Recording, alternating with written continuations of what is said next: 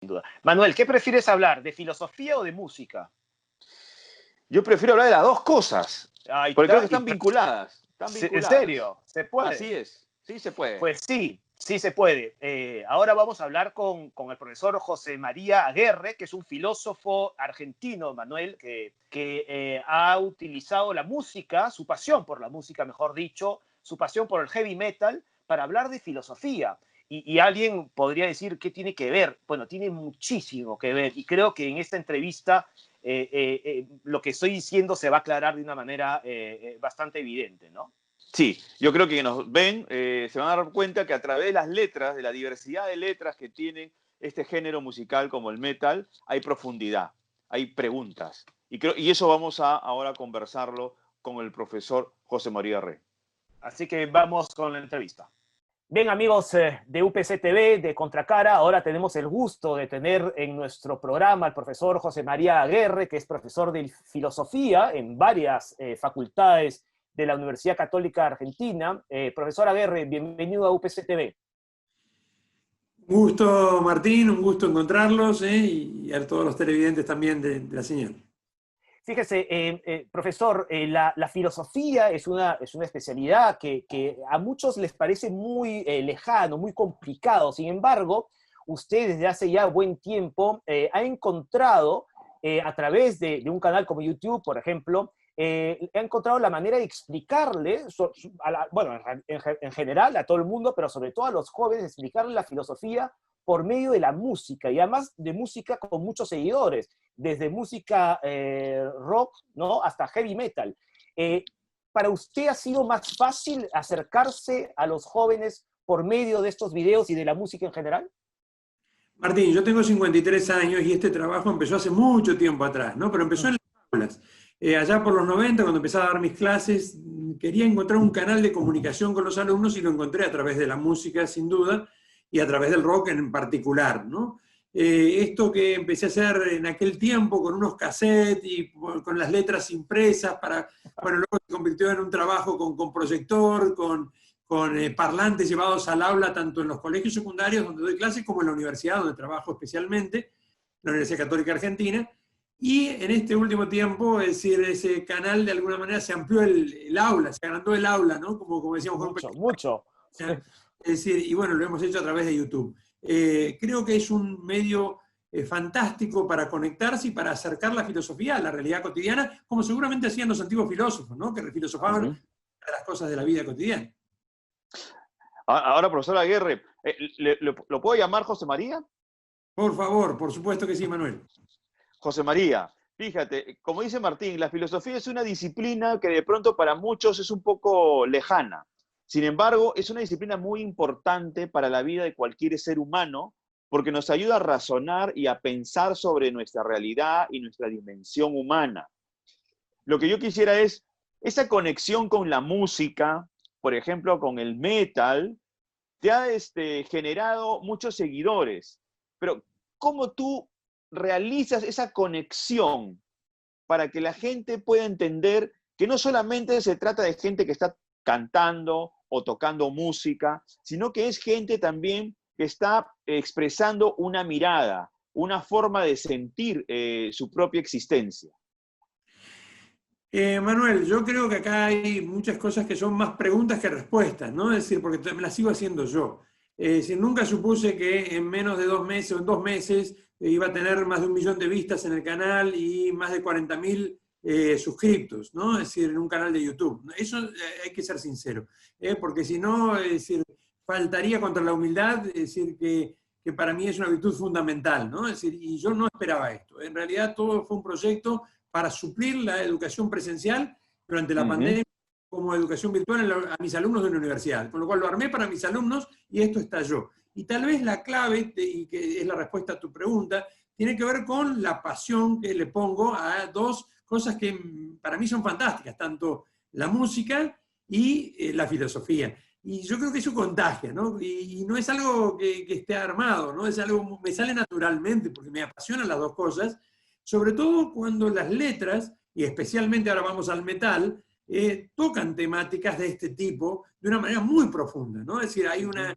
falsa imagen del metal, ¿no? Es decir, debido a lo mejor a pequeños grupos, ¿no? Que lo ligaron directamente a la oscuridad, cuando en realidad en el metal lo que encontramos son, primero, músicos fantásticos, segundo, es decir, muy técnicos en lo suyo, ¿no? Por supuesto, segundo, letras que nos plantean los grandes interrogantes de la existencia, ¿no? De dónde venimos, hacia dónde vamos, cuál es el sentido de la vida, el bien y el...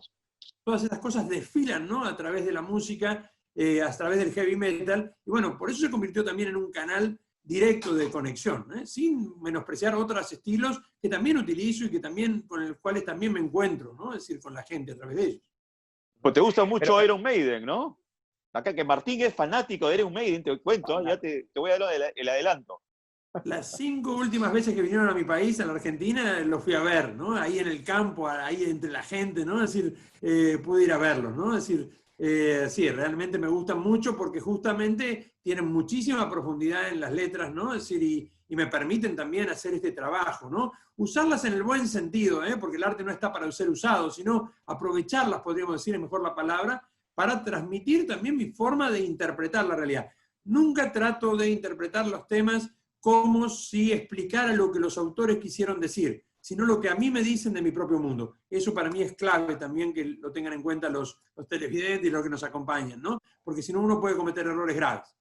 Y ya Manuel, profesor Aguerre, José María, Manuel mencionaba que efectivamente usted es seguidor de Iron Maiden, ¿no? Y uno de sus videos analiza la letra de una de sus grandes canciones, que es Hallowed by My Name, que es Santificado sea tu nombre, es la traducción, digamos, literal. Y es la historia de un condenado a muerte y que empieza a revisar su vida, ¿no es cierto? Pocas cosas más filosóficas que esas, ¿no? De analizarse, analizar su propia vida y sobre todo analizar qué es lo que pude haber hecho diferente, ¿no? Haberlo hecho de una manera diferente y que probablemente no me hubiera colocado en el lugar donde estoy, ¿no? Digamos, en el corredor de la muerte, digamos. El tema de la muerte es un tema central en mis clases de filosofía, Es decir, de hecho hice mi tesis de máster en la metafísica de la muerte y tengo un seminario sobre la muerte y el sentido de la vida, porque me parece que la muerte es un gran disparador de la reflexión filosófica. Es un disparador que de alguna manera nos despierta cuando vivimos dormidos, en lo superficial, en el ajetreo. Hoy tal vez no lo necesitemos buscar a través de una clase de filosofía porque desgraciadamente lo tenemos alrededor, ¿no? Es decir, de nuestras ciudades, con la pandemia que estamos sufriendo. Pero la muerte, de alguna manera, incluso en este momento, en este contexto, puede servir como un disparador para plantearnos, ¿no? Es decir, el sentido de la vida y el cómo jerarquizar los momentos y el cómo aprovechar cada instante de la misma. Esa canción, especialmente de Iron Maiden, a mí me trae aparejado esto. Más allá de la apertura a lo trascendente que aparece en la canción, más allá de esa letra que habla de que mi alma seguirá adelante, y la coincidencia que yo pueda sacar a partir de allí de mi concepción cristiana, es decir, que no es necesariamente la de la canción, sino que es la mía, a mí me interesa esa canción sobre todo porque el condenado a muerte, antes de partir, se replantea todo lo que hizo, ¿no? O todo lo que debió haber hecho y no hizo. Tal vez sea un buen mensaje para nosotros hoy, en nuestros hogares, en estas cuarentenas, aprovechar este momento como un lugar de encuentro, ¿no? Como un lugar de encuentro sobre todo con nosotros mismos. Y ahí nace la filosofía, ¿no? Conócete a ti mismo, decía Sócrates. Un encuentro con la propia identidad, un encuentro con el otro, aunque sea a través de una pantalla. Yo hoy estoy conociendo más gente que en mi vida cotidiana gracias a estas pantallas. Si utilizamos bien la tecnología puede ser un fantástico lugar de encuentro. Sí. Y por supuesto, desde mi fe también un encuentro con el Creador, ¿no? Pero creo que son momentos importantes y creo que en esa canción el tema de la muerte es clave para hacernos reflexionar.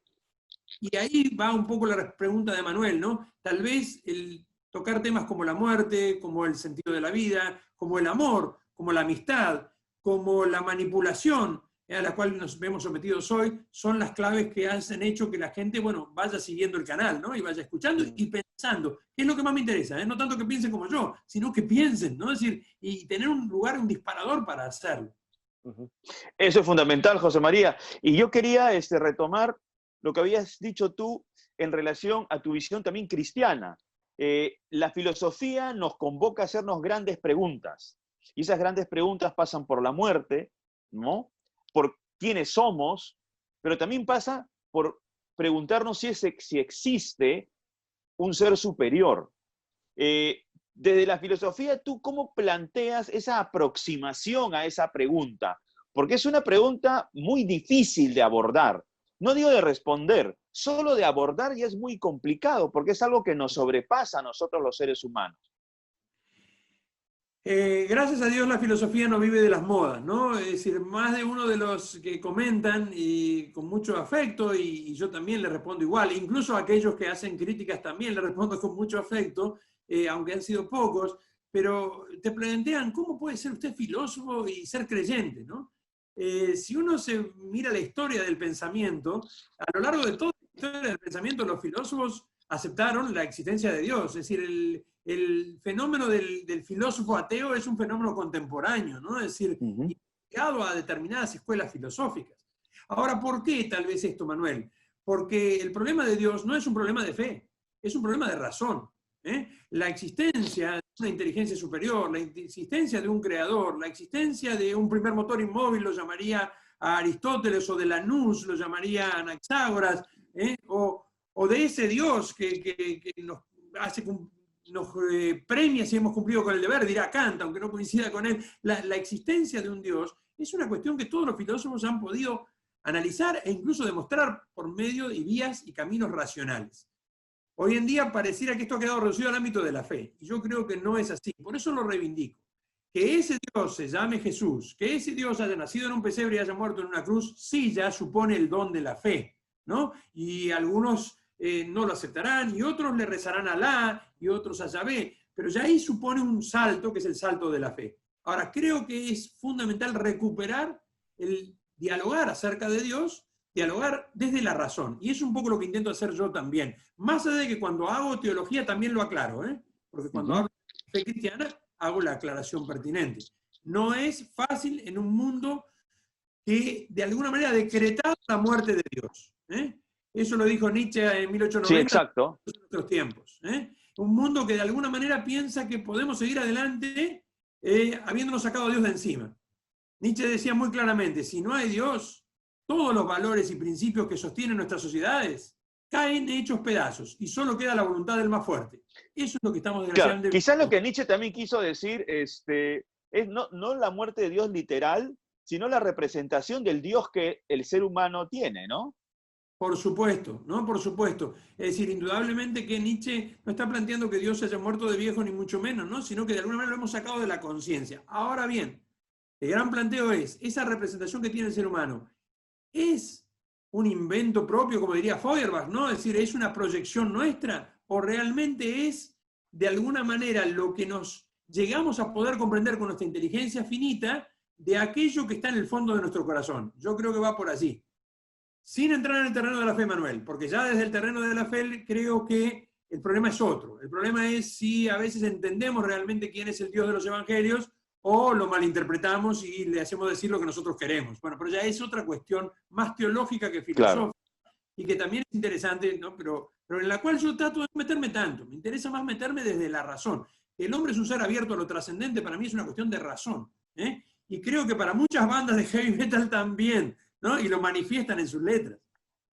Uno de los grupos considerados los padres del heavy metal es sin duda alguna Black Sabbath, ¿no es cierto? Que, por cierto, es el grupo al que usted le dedica el último video en referencia a su gran tema After Forever, que es una canción del año 71, de su disco del año 71.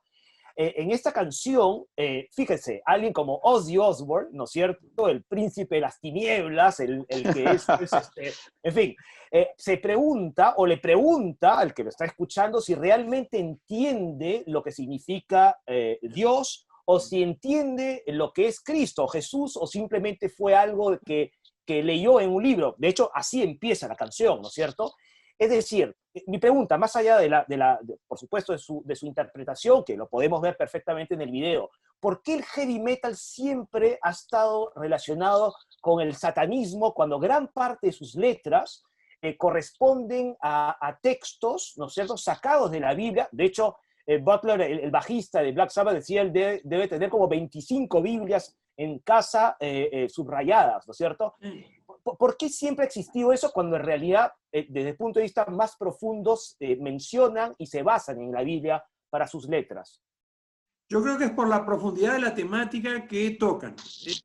La profundidad de la temática nos enfrenta a la decisión fundamental, o Dios o la nada, ¿no? O la luz o la oscuridad.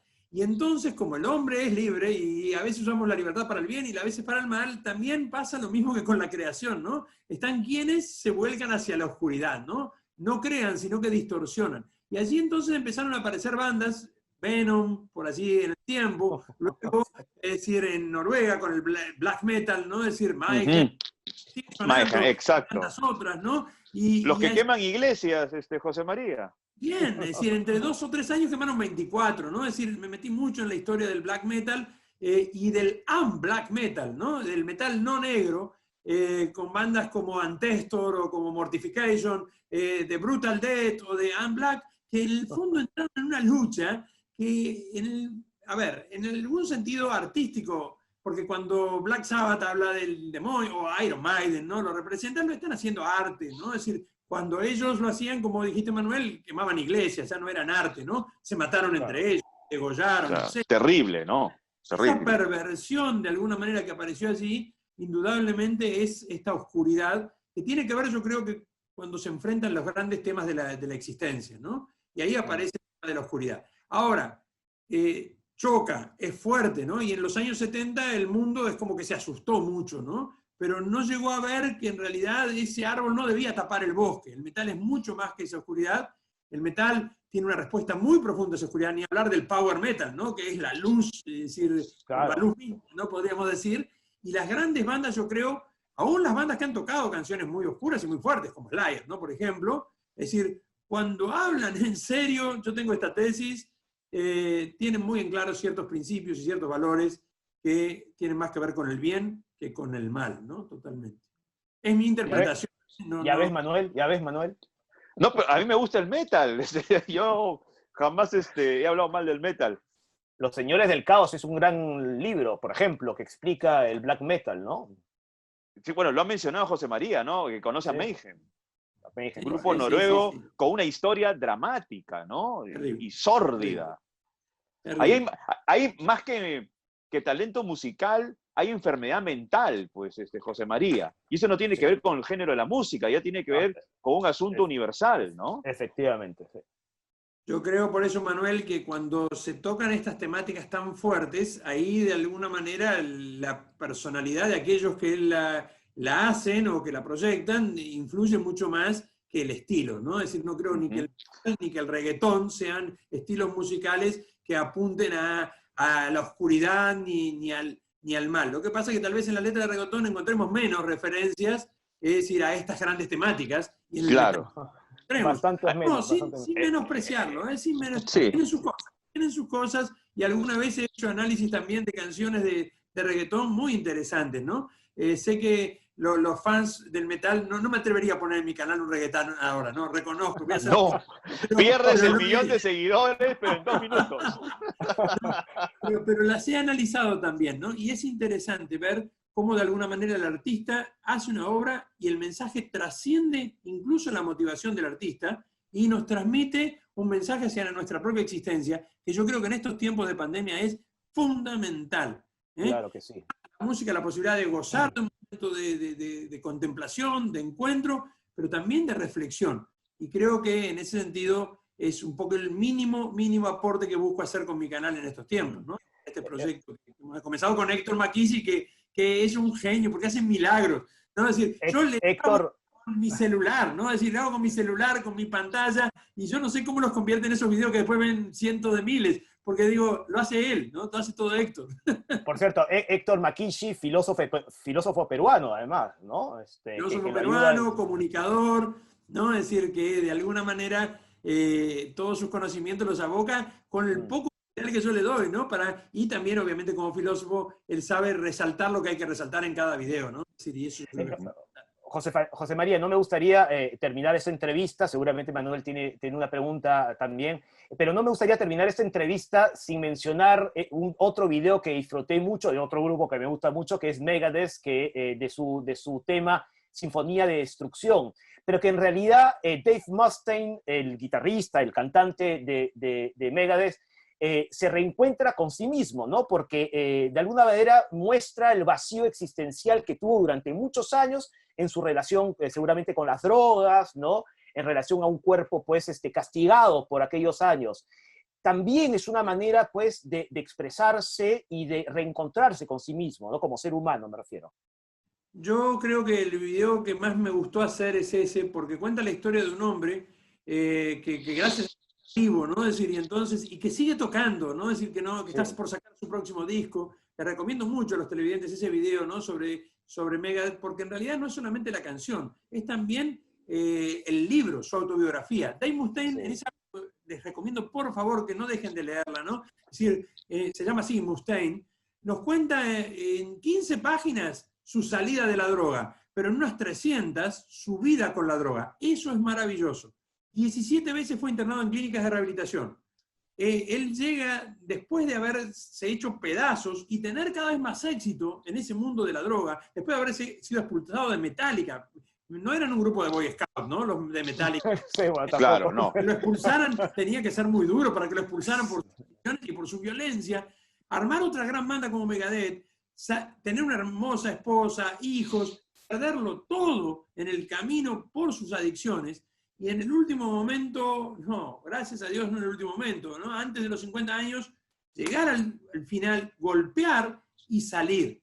Y dice cosas maravillosas allí, ¿no? Dave Mustaine, ¿no? Como esto de que me he dado cuenta de que no existe nada como el mérito propio, ¿no? Todo esto se lo debo a un poder superior y se lo debo también al otro, y se lo debo a esa esposa y a esos hijos y a esos incluso fans que lo acompañaban, pero sobre todo él se refiere también al Altísimo, pero más allá de eso y de su conversión al cristianismo muy fuerte estos últimos años, yo creo que es un ejemplo de cómo las adicciones nos pueden destruir, pero también un ejemplo de cómo siempre hay esperanza de salir, ¿no? Entonces, en ese sentido, creo que es un mensaje maravilloso para aquel que tiene fe y para aquel que no tiene fe, ¿no? Es decir, y bueno, me gustó mucho hacer ese video, que es el que más han visto, ¿eh? Es decir, el primero de todos los videos que tiene más vistas, sin duda.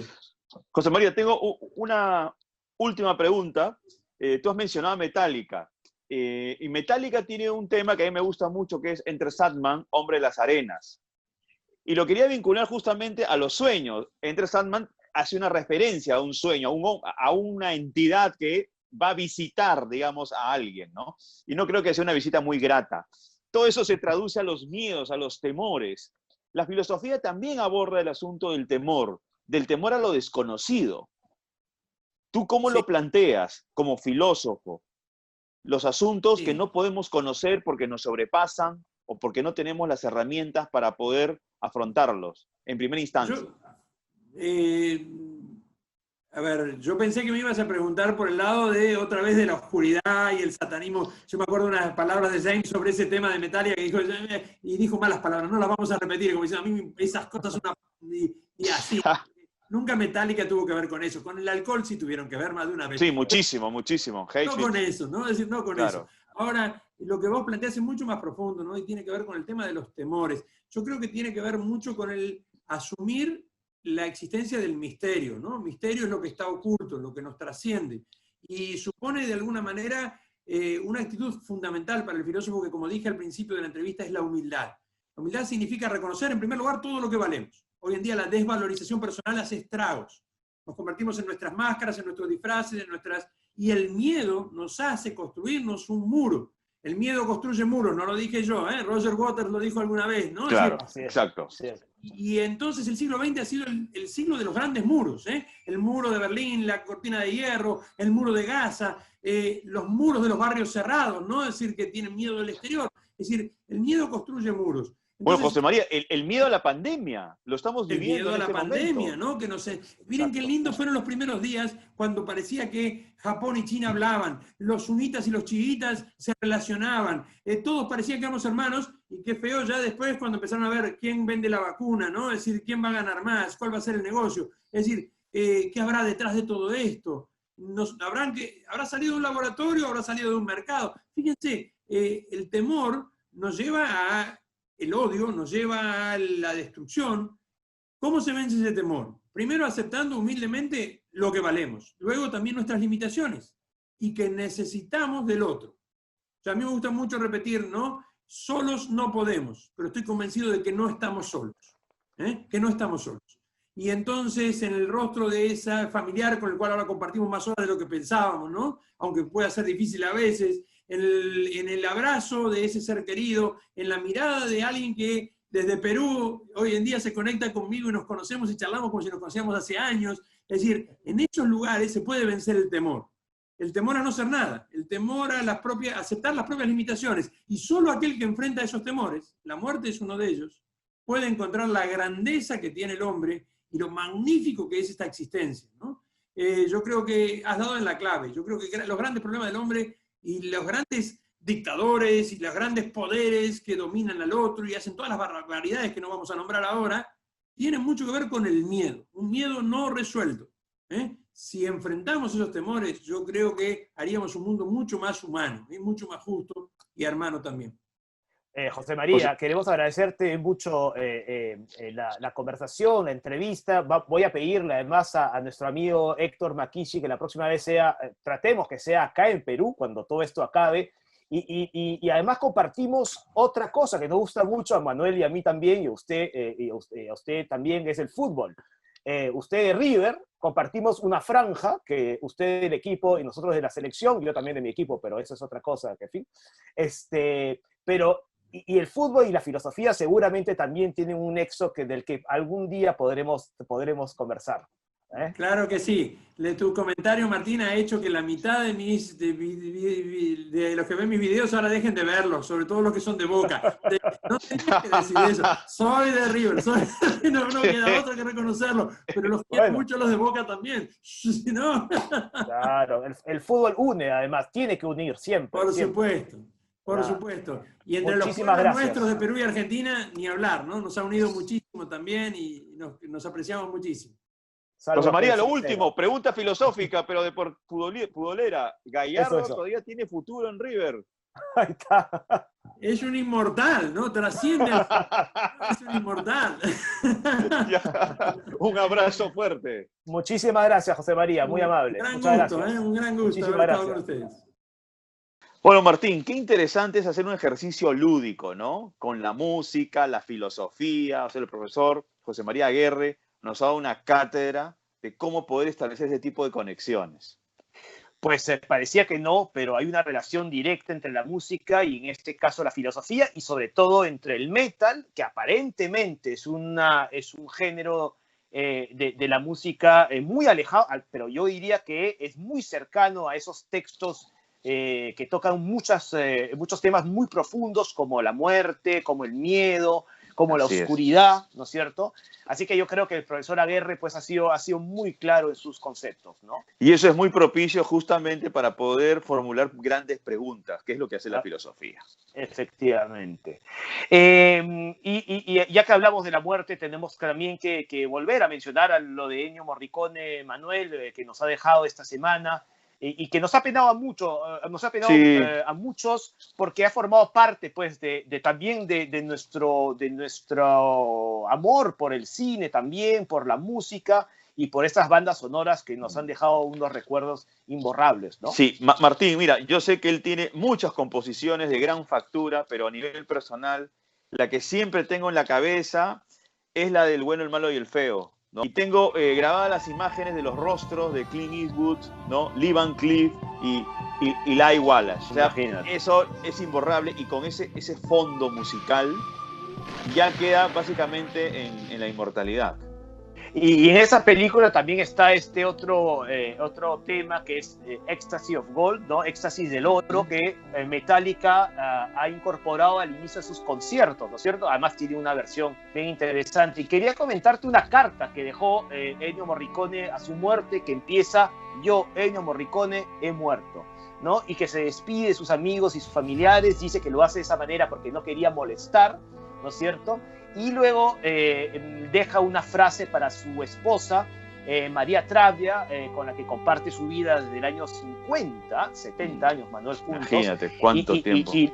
Y cito la frase muy rápida: a ella renuevo el amor extraordinario que nos ha mantenido juntos y que lamento abandonar. A ella es mi más doloroso adiós. Y así termina su carta. Qué estilo y qué manera de despedirse de todo, Manuel. hasta en la muerte, Ennio Morricone fue un auténtico genio, ¿no? Sí, como dices, con estilo, con grandeza. Que descanse en paz Ennio Morricone y también nuestro querido Gerardo Manuel, que también ha fallecido en estos días. Y que formó parte en nuestros gustos musicales, ¿no? Por lo menos en lo que a ti respecta y a mí también. Sí. Pero a muchos más, ¿no? A toda una generación. A toda una generación, exactamente. Él es el responsable que a ti y a mí nos gusta el rock. Así es, no, sin duda, bueno. Sin duda. Claro que sí. En fin. Y bueno, a medida que hemos estado hablando, Manuel, hemos estado escuchando algunos temas de Ennio Morricone, en homenaje a él, por supuesto, así como hemos empezado el programa también con la entrada de Disco Club, pero nos vamos despidiendo con uno de sus temas más célebres, ¿no es cierto? Así que vamos a ir despidiéndonos así. Hasta la próxima semana, Manuel. Hasta la próxima semana, que también tenemos un programa bastante interesante. Exactamente. Chao, Manuel. Nos vemos. Cuídate. Fuerte abrazo. Chau, chau. Cuarentena inteligente, ya sabes. Así es.